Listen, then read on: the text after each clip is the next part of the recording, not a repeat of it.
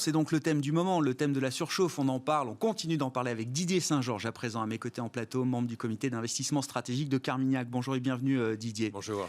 On est passé du risque d'en faire trop peu au risque d'en faire peut-être beaucoup trop. En tout cas, c'est le débat qui visiblement anime les économistes au sujet de l'économie américaine. Je n'ai pas l'impression que ce soit un débat en Europe pour l'instant, mais c'est le débat aux États-Unis. Comment vous comprenez effectivement le côté presque symétrique de ces risques autour de la relance américaine désormais, Didier ?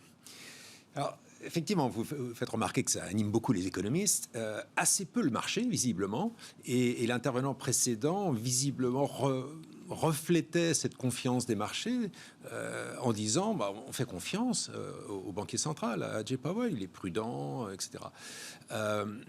Et c'est peut-être là qu'il y a un excès de confiance. C'est-à-dire que le problème des banquiers centraux, et Jay Powell ne fait pas exception, c'est qu'ils sont toujours en retard. Ils le sont délibérément. C'est-à-dire ils font très attention, dans la mesure du possible, ne pas avoir à revenir sur leurs décisions. Et donc, ils évitent de resserrer la politique monétaire trop tôt. Ils préfèrent attendre. Donc, ce que dit Jay Powell aujourd'hui est tout à fait conforme à ce qui se passe en général. Et ça marche dans les deux sens, d'ailleurs. Hein. En haut des cycles, en général, la dernière hausse de taux est de trop. Et on s'aperçoit 6 mois plus tard qu'en fait, la récession avait déjà commencé au moment où la dernière hausse de taux a eu lieu. Donc, les banquiers centraux sont toujours en retard.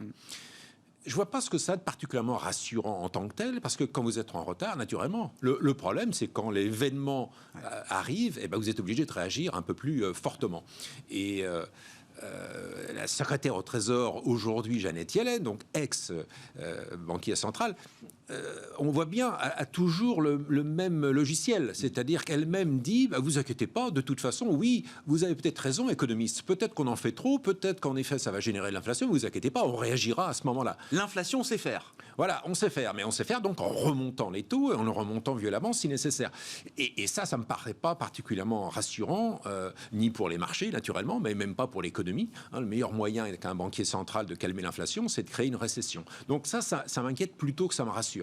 Puis la deuxième chose, c'est que Jay Powell, je veux bien qu'on ait confiance en lui en tant que banquier central, mais ne nous oublions pas tout de même à quel point, peu de temps après qu'il ait pris son mandat, il avait décidé de remonter les taux, en tout cas au moins de faire le fameux tapering, réduire les achats.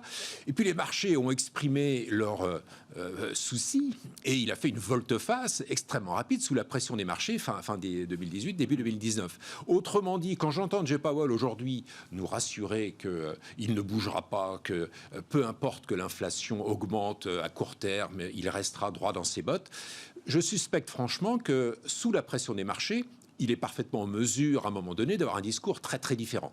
Donc, je suis beaucoup moins rassuré par le discours de la Banque centrale aujourd'hui que le marché en général. Donc, je suis plus inquiet que le marché je comprends. et que l'intervenant précédent. Plus les banques centrales injectent de liquidités, plus ce sera difficile pour elles de revenir en arrière, quel que soit le rythme de l'économie américaine ? Non, les banques centrales, elles peuvent revenir en arrière. Elles peuvent resserrer les boulons et c'est ça qui provoque les récessions.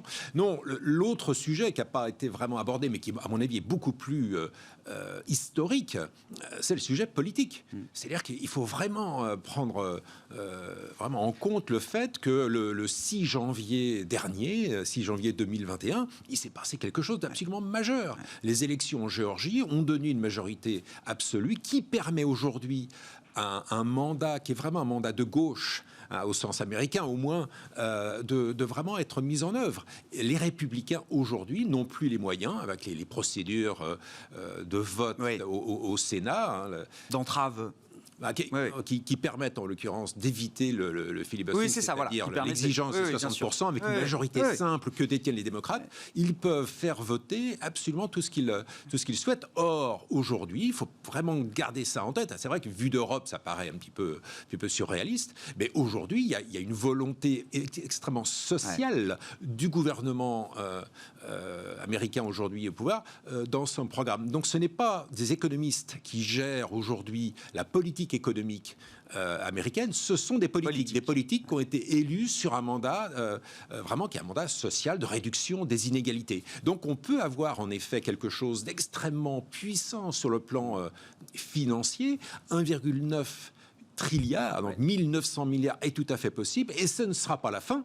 Ce ne sera pas la fin, car contrairement à ce qui a été dit à un moment donné plus tôt, ce n'est pas un plan de relance. Ah non, American Rescue Plan. Voilà, c'est un plan de sauvetage. Oui. Le plan de relance, il va venir après. C'est-à-dire, il sera probablement voté cet été et mis en œuvre à la rentrée. Il sera probablement du même ordre de grandeur et il sera probablement financé par des hausses d'impôts qui, eux, auront lieu l'année suivante.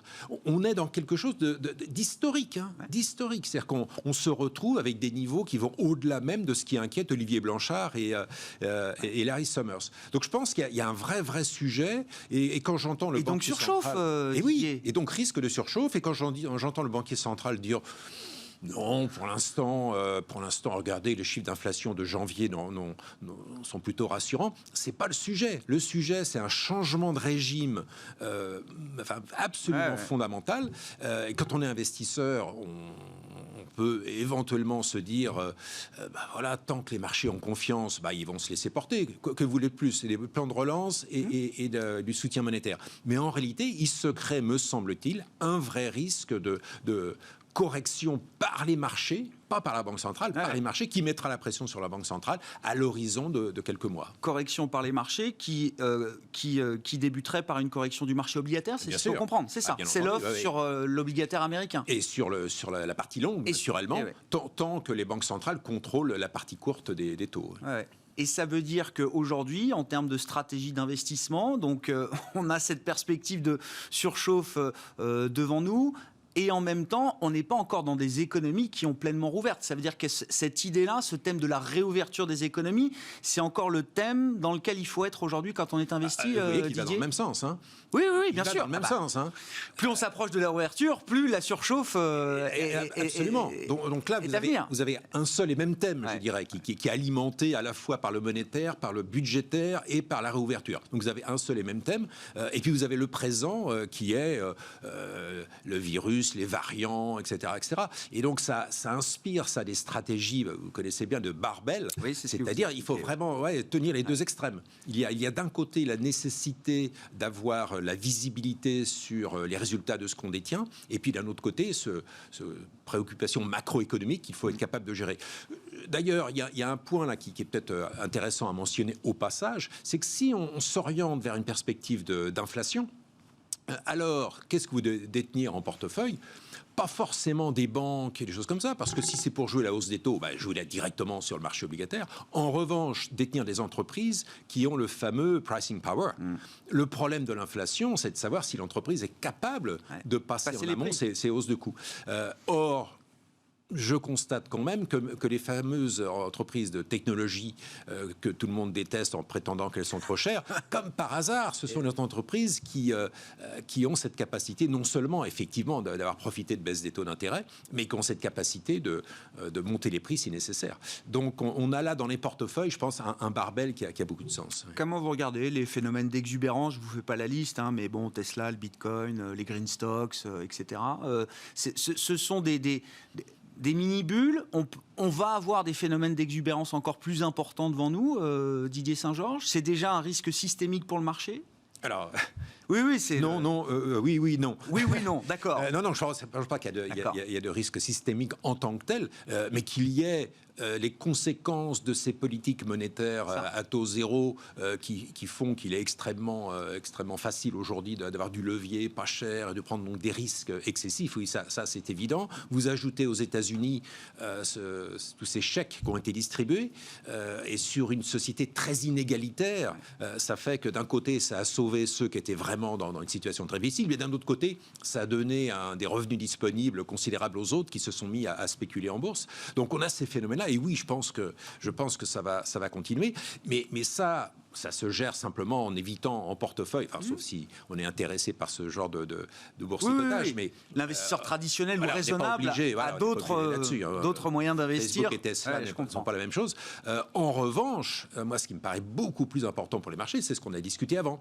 Là, on a un vrai enjeu de marché qui peut vraiment faire modifier la direction générale. Le reste, c'est principalement, je pense, des risques ponctuels qu'il faut faire très attention d'éviter. Un mot sur Draghi, vous aussi peut-être, Didier, on a tous envie de parler de Mario Draghi, qui n'a encore rien fait. Comment vous expliquez que la mécanique de marché soit déjà très favorable pour l'Italie, alors que Mario Draghi est à peine arrivé aux affaires aujourd'hui? Oui, on parlait de la confiance dans les banquiers centraux. Ouais. Alors on a la version optimum de l'un des meilleurs banquiers centraux de ces 10 dernières années, 15 dernières années. Et naturellement, dans la circonstance de l'Italie, c'est l'idéal parce qu'il rassure naturellement la Commission européenne. On connaît son historique, son passage à la Banque centrale. Et dans le même temps, il ne faut vraiment pas oublier l'article qu'avait publié Draghi après avoir quitté son rôle de président de la BCE, où il expliquait que ce qui est absolument essentiel désormais, et en particulier pour l'Italie, c'est générer de la croissance. Ouais. C'est-à-dire que réduire la dette, etc., comme on l'a fait après 2008, ça a été une catastrophe pour la croissance de la zone euro en général et pour l'Italie en particulier. Donc, pour Salvini, pour le mouvement 5 étoiles, naturellement, c'est du pain béni. Parce que d'une part, vous allez avoir une politique... Vous n'êtes pas surpris par la convergence d'intérêts d'un Salvini avec Draghi aujourd'hui, par exemple? C'est vraiment l'intérêt de l'Italie en l'espèce. C'est-à-dire qu'il faut de la croissance. Donc ça, c'est ce que souhaite le mouvement 5 étoiles et Salvini. Il faut de la croissance, des politiques de croissance, mais il faut de la crédibilité auprès de la Commission européenne pour obtenir le déboursement du plan de soutien. Donc on peut concevoir que là, il est exactement à l'intersection souhaitée pour réussir à faire quelque chose qui va être très difficile. Il faut voir dans quel état est l'Italie aujourd'hui, dans quel état elle était il y a un an et aujourd'hui en termes d'endettement, en termes de récession. Donc il est vraiment l'homme de la situation. La meilleure personnalité pour le pire des jobs. C'est ainsi qu'un journaliste de Bloomberg résumait effectivement la tâche de Mario Draghi aujourd'hui. Et en tout cas au bon moment. Merci beaucoup Didier. Didier Saint-Georges, membre du comité d'investissement stratégique de Carmignac, avec nous dans Smart Bourse à la mi-journée. On se retrouve ce soir à 18h30 en direct.